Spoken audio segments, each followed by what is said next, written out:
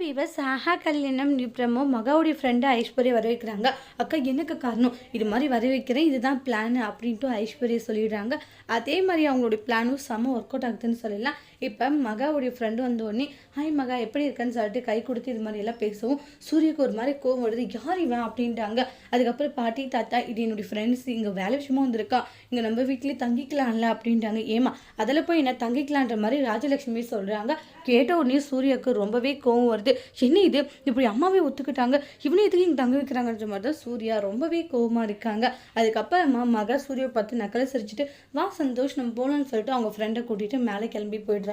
உடனே வந்து இவன் மேலெல்லாம் கூட்டிகிட்டு போகிறா, நடக்கிற விதமே சரியில்லைன்ற மாதிரி தான் சூர்யா டென்ஷனாக இருக்காங்க. சூர்யா இப்போவே டென்ஷன் ஆகுறாரு, இன்னும் நிறையவே ஹைலைட் இருக்குது, அதெல்லாம் பார்த்தா என்ன ஆகுறாங்களோ தெரியலன்ற மாதிரி தான் ஐஸ்வர்யா சிரிச்சுட்டே போகிறாங்க. அதுக்கப்புறம் இதுதான் ரூம் இப்படி தான் இருக்கணும் அப்படின்ட்டு எல்லாம் சொல்கிறாங்க. சொல்கிற மாதிரியெல்லாம் நீ பண்ணணுன்றாங்க. சரி ஓகே அதே மாதிரி பண்ணிட்டா போச்சுன்றாங்க. ஆனால் ஹஸ்பண்ட் கோவப்பட மாட்டார், இல்லை அவரே கோவப்படுறாரு. இங்கே பார் அவர் கோவப்பட மாட்டார், அவருக்கும் என் மேலே பொசிஷனஸ் இருக்குன்றதை நம்ம தெரியப்படுத்தணுன்றாங்க.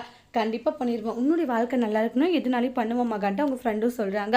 அவங்க ரெண்டு பேரும் ரூமில் இது மாதிரி சிரிச்சு பேசிட்டு இருக்கிறதெல்லாம் பார்த்துட்டு சூர்யாவுக்கு இன்னும் கோவம் அதிகமாகுது. சூர்யா வந்து பயங்கர கோவத்தில் வெளியே போகிறாங்க. அதோட இந்த ப்ரமோவை முடிச்சிருக்காங்க. தேங்க்யூ.